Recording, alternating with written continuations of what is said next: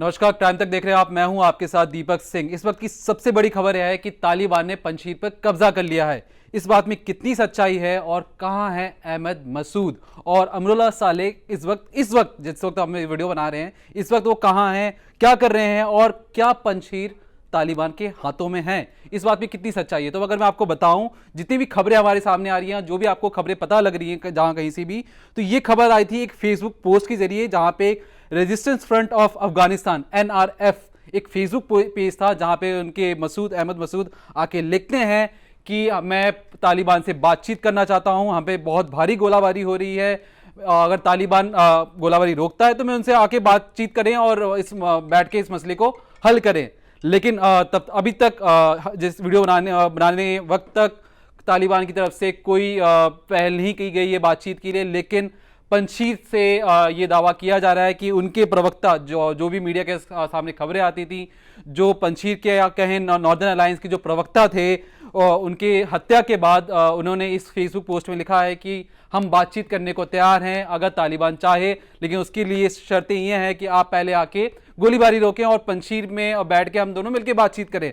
लेकिन वहीं दूसरी खबर ये भी है कि पिछले 3 दिनों से मैं आपको ये भी बता दूं, पिछले 3 दिनों से अहमद मसूद की माना जा रहा है वो तजाकिस्तान में है। तजाकिस्तान में कहां पर है? तो तजाकिस्तान में वहां पे अफगानिस्तान की एम्बेसी अभी भी चालू है। मतलब अगर मैं आपसे कहूं, जब अफगान प्रेसिडेंट छोड़ के चले गए थे या भाग गए थे, उसके बाद भी तजाकिस्तान में जो अफगान की एम्बेसी थी वो वर्किंग मोड में थी। वहाँ के एम्बेसी के जितने भी अधिकारी थे, बड़े अफसर थे, उन्होंने कहा था कि हम अभी भी अपने जो अमरुल्लाह सालेह हैं उनको प्रेसिडेंट मानते हैं और जो दिशा निर्देश देंगे हम उसी के तहत काम करेंगे। तो उनका वहाँ से खबरें आ रही हैं कि शायद अहमद मसूद वहाँ पर हैं, लेकिन अमरुल्लाह सालेह तजाकिस्तान की एम्बेसी की तजाकिस्तान में जो अफगानिस्तान की एम्बेसी है उनकी माने तो अमरुल्लाह सालेह अभी भी पंजशीर पे मौजूद हैं और तालिबान के खिलाफ जंग की मुहिम में सबका साथ दे रहे हैं।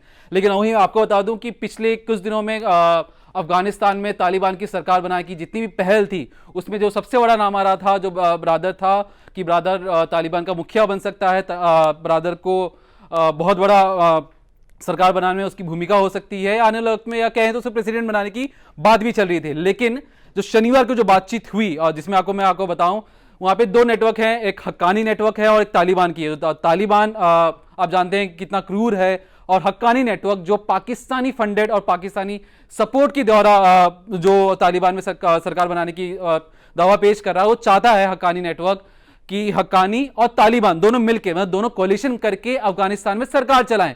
लेकिन अगर इसकी पहल आपको समझनी हो, देखनी हो, तो ISI की चीफ, जो खुफिया एजेंसी है पाकिस्तान की, उसकी जो प्रमुख हैं, जो हेड हैं, वो वहां पे जाते हैं और तालिबान से बातचीत करते हैं। और आपको अगर मैं बता दूं तो वो कह रहे हैं हक्कानी नेटवर्क के लोगों से कि अब अफगानिस्तान में जो तालिबान है उनको आप समझिए, उनके साथ उनका साथ दीजिए, ये नहीं कि आप झगड़िए, क्योंकि अगर आप झगड़ेंगे तो कोई तीसरा फायदा उठाएगा। तीसरा इसमें कौन है आप सब समझ सकते हैं।